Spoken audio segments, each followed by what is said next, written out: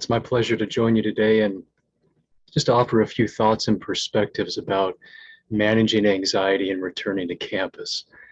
We all know that the process of returning to campus for our primary work in many respects is provoking a lot of different feelings among folks across campus. And for some, the anticipation of returning to work on campus has really created a lot of anxiety for a variety of different reasons. So I'd like to offer just a few tips that might be helpful just to keep in mind for maintaining perspective and also finding ways to utilize the emotional resources that you can to help navigate the changes ahead. The first one is to think about how you can be gentle with yourself and realistic with your emotional expectations. Change and uncertainty are naturally anxiety provoking. And anxiety can actually be a healthy signal that we're anticipating something that may require a little bit more attention or a little bit more resources from ourselves. So being anxious about returning to work on campus is actually not a sign that you're emotionally incapable of dealing with the change. It's just a sign that you're actually anticipating a change of something that is still a bit unfamiliar and uncertain. And that is completely normal to feel.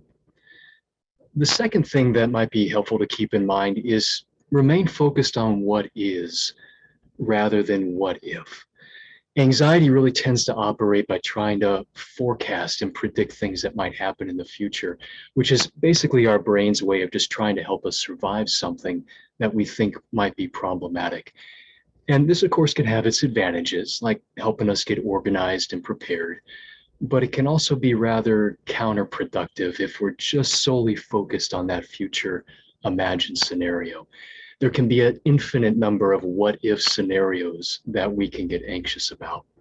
So a helpful counterbalance to this is really refocusing our attention on what is actually happening right now. What am I actually experiencing right now? What are the actual conditions of the situation that I'm in right now? And this is where mindfulness and practice of remaining present focus can really help us deal with an infinite number of anxious concerns about an uncertain future. The third thing that might be helpful to keep in mind is pay attention to the real evidence of what makes your experience safe and secure. For the past year and a half, most of us have had to go through a process of learning a different way of judging what is safe and unsafe, especially when thinking about COVID. And now with the rollout of the vaccine, returning to in-person social situations, we're all facing another adjustment of relearning how to judge what is safe and unsafe. So paying attention to the actual real evidence of what makes a situation safe enough to engage in it can really help us manage our anxiety. The fourth thing is think about how you can pace yourself in your engagement with others. Think about how you can go slow and go small. Just like we're relearning what it is to be safe or unsafe when it comes to COVID, many of us are also relearning how to engage with other people in person again. A lot of people are experiencing social anxiety and awkwardness in a way that they're not accustomed to feeling. And the important thing to remember about this is that social confidence really builds with more exposure. It's kind of like a muscle. And the more that it's gradually used more and more without overexerting it, the stronger it becomes, the more flexible it becomes. So think about how you can gradually reacclimate to social engagement at work.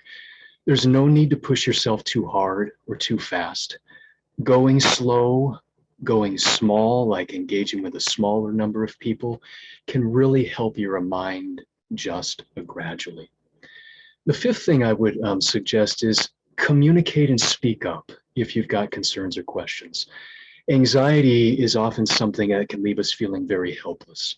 And using your voice to speak up can be an important step to help you feel just a little bit more empowered.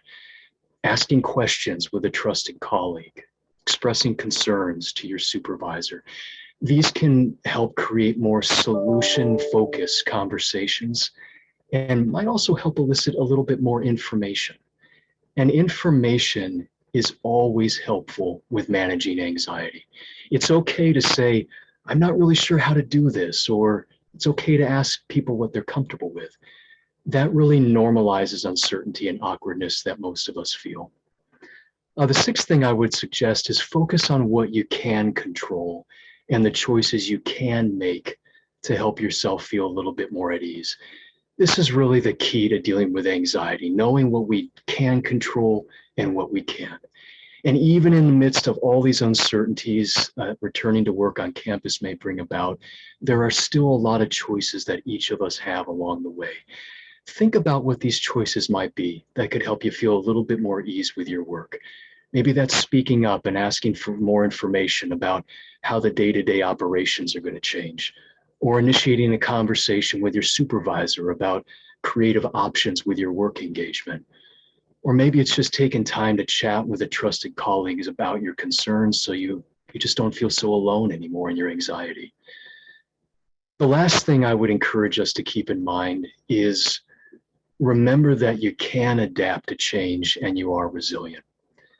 As Nancy had mentioned at the top of our staff town hall, if there's anything that our campus community has proven throughout this past year and a half, it's really how resilient we are. And each of you has been faced with some challenge of adjustment and adapting to this change in your life during this time.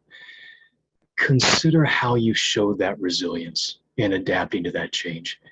And think about how you can draw upon that same resilience to help you face this next change that's ahead. And remember, your faculty and staff assistance program is always available for you here along the way. Don't be shy to reach out for support.